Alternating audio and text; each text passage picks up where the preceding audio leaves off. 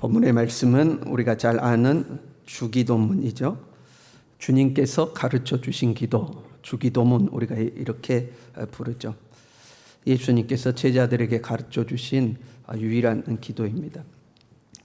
본문에 이 주기도문이 나오지만 누가복음 11장에도 예수님께서 이 기도를 동일하게 가르치십니다. 그런데 배경이 조금 달라요. 예수님께서 한 곳에서 기도하기를 마치시니까 제자들이 예수님께 나와서 부탁합니다. 주여, 요한이 자기 제자들에게 기도를 가르친 것 같이 우리에게도 기도를 가르쳐 주십시오 하고 이제 부탁을 합니다. 당시의 랍비들은 자신의 제자들에게 기도를 가르쳤다고 그럽니다. 하나의 기도문을 만드는 거죠. 그러면 그 기도문에 따라서 그 랍비 아래에 있는 공동체의 특성이 드러나는 거죠.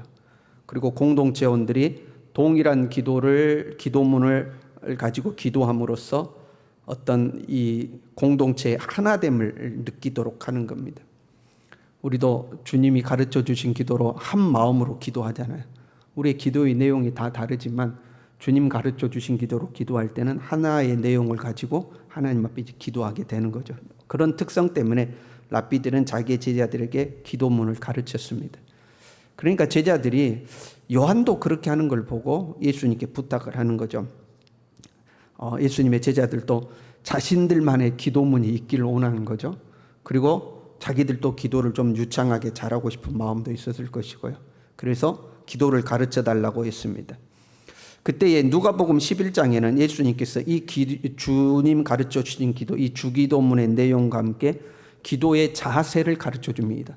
주기도문을 너희는 기도할 때 이렇게 기도하라 하고 쭉 가르쳐 준 다음에 하나의 예화를 들으시는데 밤중에 찾아온 벗에 대한 예화를 드십니다. 다 잠들어 있는 늦은 저녁에 친구가 찾아왔어요. 그래서 식사 대접을 해야 되는데 자기에게는 음식이 없으니까 또 다른 벗에게 찾아가서 그 밤중에 문을 두드리고 잠자고 있는 친구를 깨워서 음식을 좀 달라 하고 이제 부탁하는 장면입니다. 그때 이렇게 기록되어 있습니다. 비록 벗됨으로 인하여서는 일어나서 주지 아니할지라도 그 간청함을 인하여 일어나 그 요구대로 주리라. 그러니까 기도할 때에 이런 내용으로 기도해라. 그 다음에 어떤 자세로 기도해라? 간청하며 기도해라. 간청하며 기도해라 하고 이제 이야기하죠. 그 다음에 또 다른 예시가 나오는데 우리가 잘 아는 구하라, 찾으라, 두드리라는 말씀이 나와요. 악한 자라도 그 자녀에게 좋은 것으로 줄 안다. 하물며 하늘에 계신 너희 아버지께서 구하는 자에게 누가복음에는 성령을 주시지 않겠느냐 이렇게 기록되어 있습니다. 그러니까 간청해라. 뭘 믿고? 선하신 하나님을 믿고 간청해야 된다 하는 내용이죠. 기도의 내용도 중요하지만 기도의 자세도 중요하다 하는 것을 누가복음에서는 가르쳐요.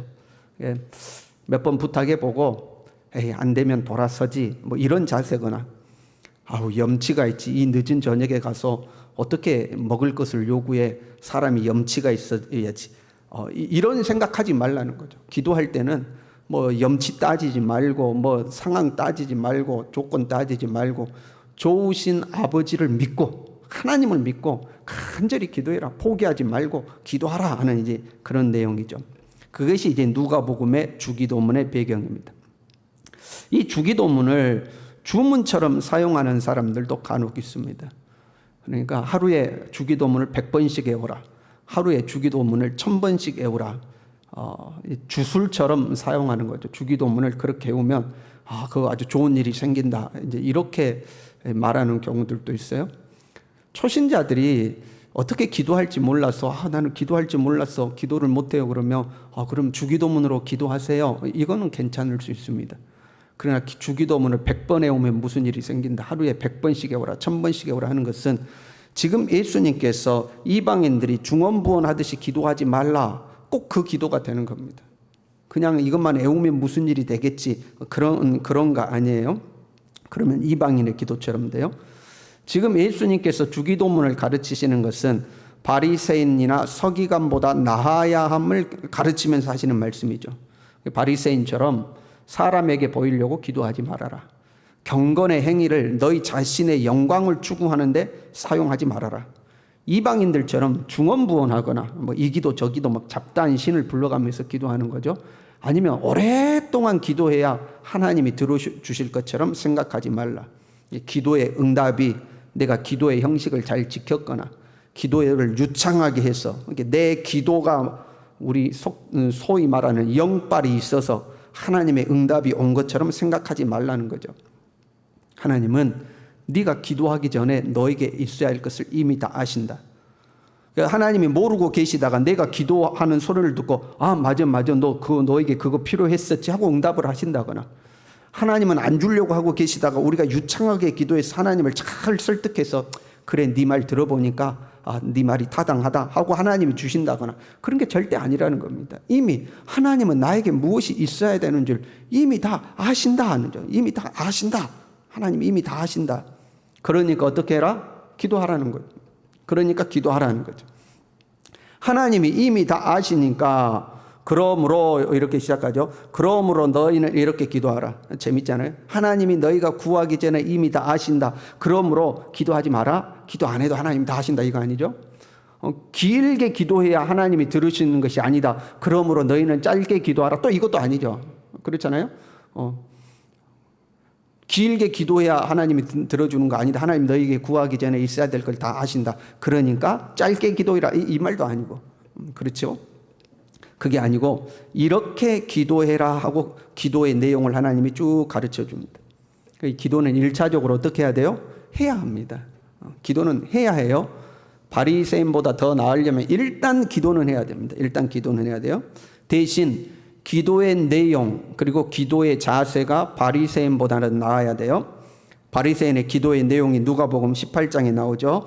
다시 한번 읽어드릴게요.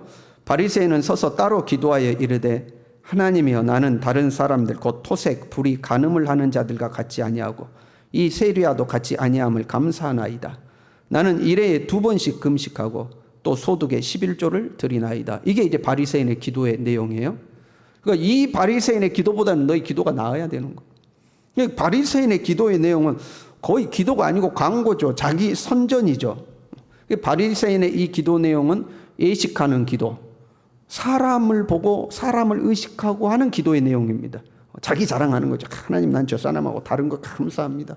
나는 11조도 하고 금식도 하니까 감사합니다. 이제 자기 자랑하는 거죠. 거기에 비해서 지금 예수님께서 가르쳐 주신 기도의 내용은 사람을 보지 아니하고 온전히 하나님을 향한 기도입니다.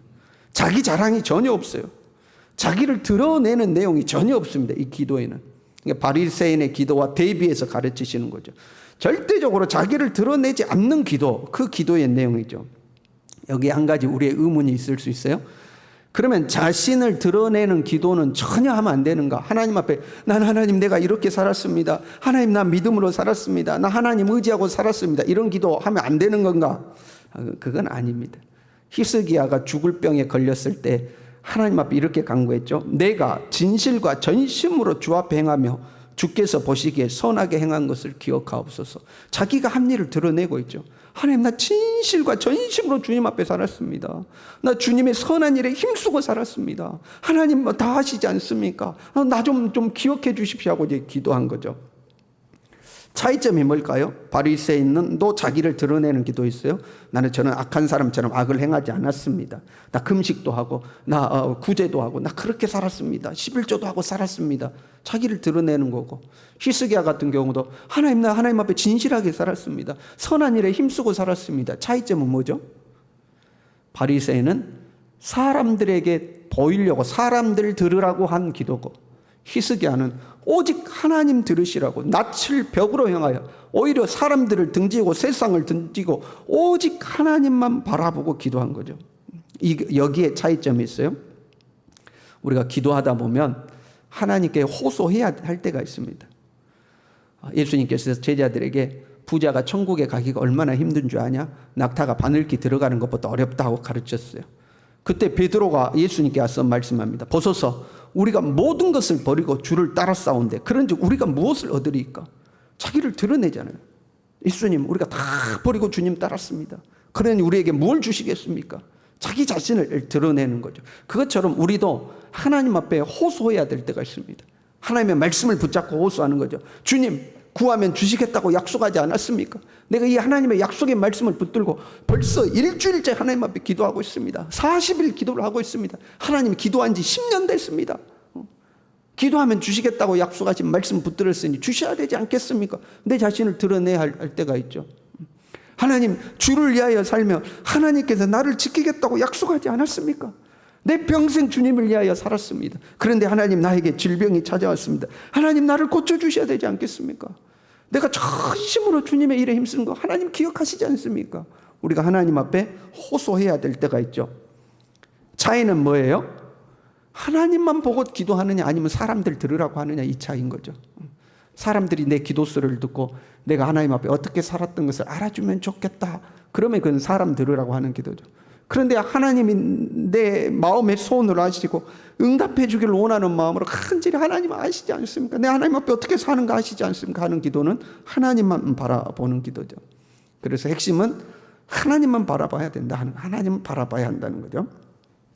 주님이 가르쳐 주신 이 기도의 내용은 크게 두 부분으로 나눌 수 있습니다. 앞부분은 하나님과의 관계에 있어서의 기도이고 뒷부분은 사람과의 관계에 있어서 기도입니다. 앞부분은 이렇게 되어 있죠. 하나님의 이름이 거룩히 여김을 받으시고 나라가 임하시고 뜻이 하늘에서 이룬 것 같이 땅에서도 이루어지나이다, 이렇게 되어 있죠. 이제 하나하나 자세히 묵상하면 하나씩 깊은 의미를 가지고 있죠. 이름이 거룩히 여김을 받으시는 거, 나라가 임하는 거, 하늘에서 뜻이 이룬 것처럼 땅에서도 이루어지는 거, 깊이 묵상하며 한 구절 가지고도 한 주씩 해도 될 것입니다. 그러나 이제 우리가 산상순 이번에 볼 때는 이걸 큰 틀에서 보려고 하는 거예요. 하나님을 향한 기도는 하나의 의미로 통합니다. 여러분, 하나님의 이름이 거룩함을 받으려면, 거룩히 여김을 받으려면 하나님의 뜻이 이루어져야 됩니다. 그렇잖아요? 하나님의 뜻이 이루어져요? 안 이루어져요? 하나님 말씀대로 안 돼요? 그러면 사람들이 뭐라고 그래? 예이, 믿어도 소용도 없네. 하나님 뭘 살아있어? 하나님 말씀대로 하면 된다든지, 말씀대로도 아무 소용도 없네. 하나님의 영광을 안 돌리겠죠. 하나님의 이름이 거룩히 여김을 받으려면 하나님의 뜻이 땅에서 이루어져야 됩니다. 하나님의 뜻이 이루어지면, 이야, 정말 하나님이 살아계시는구나. 정말로 하나님의 말씀대로 역사하는구나. 야, 하나님 정말 대단하셔. 하나님께 영광이 돌려가지 않겠습니까? 그런데 하나님의 뜻이 안 이루어지면, 야, 다 소용없어. 제가 순 거짓말이에요. 거짓말. 해봐야 아무 소용도 없어. 하나님을 무시하게 되는 거죠.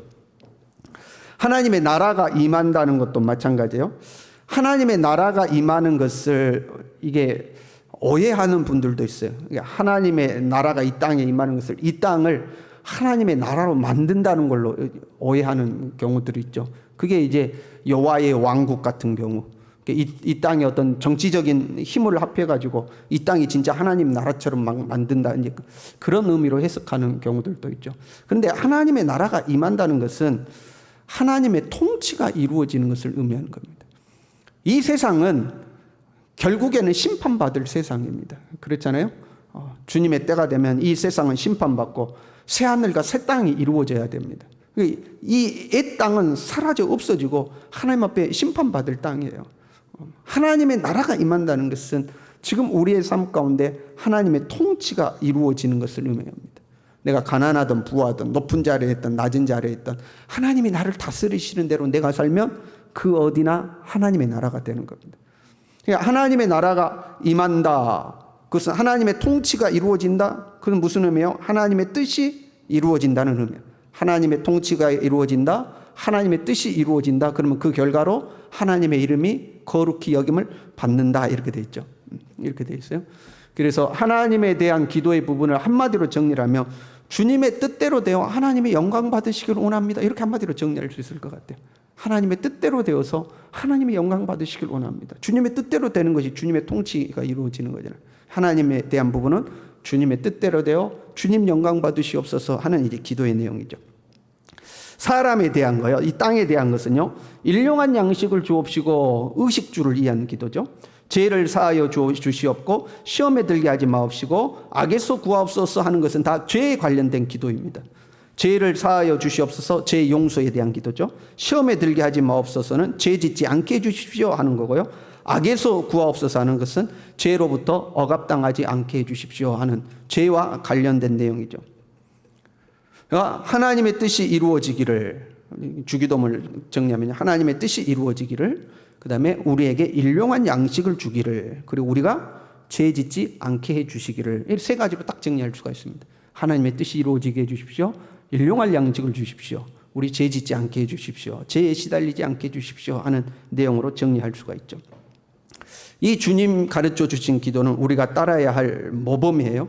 우리의 기도가, 우리는 다양하게 기도하잖아요. 자녀를 위해서 기도하고, 사업을 위해서 기도하고, 건강을 위해서 기도하고, 좀 경제적인 자유를 위해서 기도하고, 막 기도하잖아요. 그런데 그 모든 기도의 핵심 틀이 어디에 있어야 돼요? 하나님의 뜻이 이루어지기를 원합니다. 하나님, 나의 일상에 필요한 것들을 채워주십시오. 죄 짓지 않게 해주십시오 하는 이 큰 틀 안에 우리의 기도가 이제 가지를 치며 존재해야 되는 거겠죠. 하나님의 뜻이 이루어지기를 원합니다. 여러분, 이제 뒤에 가면 나오는 말씀이지만, 무엇을 먹을까, 뭘 마실까, 뭘 입을까 염려하지 말라. 이는 이방인들이 구하는 것이다. 이렇게 돼 있잖아요. 그러니까 이걸 또 오해하면 먹을 것과 입을 것을 위하여 기도하면 안 된다. 이렇게 오해하는 거죠. 근데 주님이 가르쳐 주신 기도는 뭘 기도하라고 그랬어요? 일용할 양식을 기도하라 하고 기도했죠. 우리의 삶의 필요를 하나님께 기도하라는 거예요.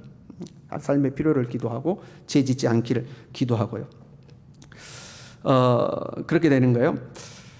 어떤 분들은 이 주기도문이면 충분하다고 하시는 분들도 있어요. 그러니까 다른 기도는 필요 없다는 거예요. 주기도문만 하면 된다는 거예요. 주기도문만. 그런데 참 오해죠. 예수님도 다양하게 기도하셨죠. 그렇잖아요. 예수님의 기도의 내용들이 이제 요한복음에는 많이 기록되어 있는데, 그거 보면 예수님도 다양한 기도를 하셨어요. 이 주기도문만으로는 충분하다 이거 아니에요. 모든 기도와 간구로, 모든 일에 기도와 간구로, 그러니까 모든 일에 우리는 기도할 수 있어야 돼요. 단지 사람에게 보이려고 하지 말고 은밀히 보시고 미리 알고 계시는 그 하나님을 믿고 기도하면 되는 거예요. 좀 서툴러도 괜찮아요. 좀 어색해도 괜찮아요. 중요한 것은 하나님 앞에 기도하는 거고, 하나님이 보고 계신다, 하나님이 다 알고 계신다는 그 믿음으로 기도하는 거예요. 우리가 떠듬떠듬 기도해도 하나님은 다 아시는 거예요. 다 알아들으셔요. 때로 우리 기도가 본의 아니게 좀 잘못됐어요. 그래도 하나님은 다 아셔요. 알아서 다 응답하셔요. 그 하나님을 믿고 기도하라는 거예요. 그렇잖아요. 어린아이가 어버어버해도 부모는 다 아는 거예요. 어버어버해도 다 알아요. 엉뚱한 거 구하면 부모가 알아서 거절해요. 하나님만 바라보고 하나님을 믿고 하나님이 다 아신다, 내게 필요한 건 뭐지 다 아신다고 이제 기도하는 거죠. 여기까지 이제 총체적으로 정리를 하고요. 오늘은 그 다음 말씀을 주목하고자 하는 거예요. 그 다음 말씀이요. 우리가 알고 있는 주님 가르쳐 주신 기도를 쭉 하고 났어요. 그 다음에 14절부터 보면 이렇게 되어 있습니다. 너희가 사람의 잘못을 용서하면 너희 하늘 아버지께서도 너희 잘못을 용서하시려니와 너희가 사람의 잘못을 용서하지 아니하면 너희 아버지께서도 너희 잘못을 용서하지 아니하시리라. 이제 이 말씀은 우리의 기도, 주님 가르쳐 주신 기도 내용 중에 이런 내용이 있죠. 우리가 우리에게 죄 지은 자를 사하여 준 것 같이 우리 죄를 사하여 주시옵고, 여기에 대한 부연 설명이죠. 그렇잖아요. 우리가 우리에게 죄 지은 자를 사하여 준 것처럼, 용서해 준 것처럼 하나님 우리 죄도 용서해 주십시오. 이제 그런 표현이거든요. 이게 이제 언어적으로 하면 우리가 우리에게 빚진 자에게를 탕감해 준 것처럼 하나님 우리의 빚도 탕감해 주십시오. 이제 그런 표현입니다. 그 이제 기도의 내용에 대한 부연 설명이죠. 네가 너의 죄를 용서해 달라고 기도하느냐? 그런데 너 스스로 다른 사람의 용서를 실천하지 않으면 너 용서 못 받는다. 이제 그런 의미입니다. 네가 하나님 앞에 용서받기 원하면 너도 다른 사람을 용서해야 된다. 이제 이런 부연 설명인 거죠.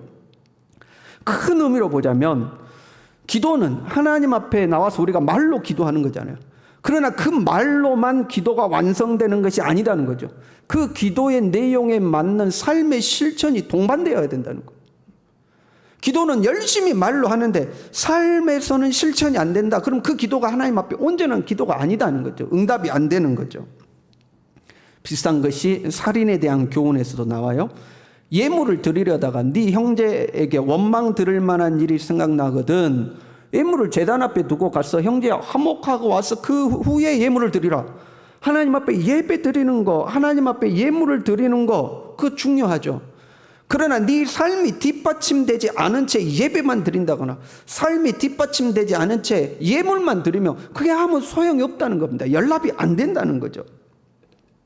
경건의 행위는, 하나님 앞에서 하는 경건의 행위는 우리의 삶의 현장에서 경건의 삶으로 실천이 되어야 한다 하는 거죠.